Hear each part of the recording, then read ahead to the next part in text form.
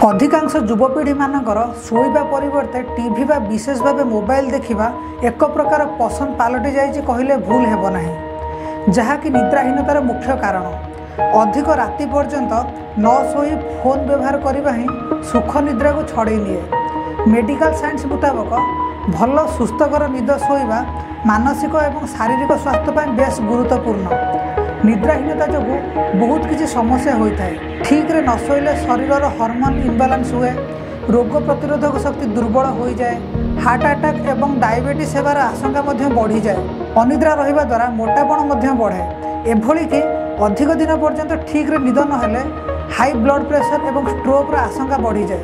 विशेषकर छोट छुआ क्षेत्र में देखा गले से माने ठीक रे न शोइले चिड़चिड़ा हो जाती। यह अनेक समय धरी कांदिबा सह प्रति कथार हठात रागी जाइथांती। तेणु सबुबले ठीक रे शोइबा चेष्टा करने सह परिवार छोट छुआ मानक ठीक समय शुआंतु।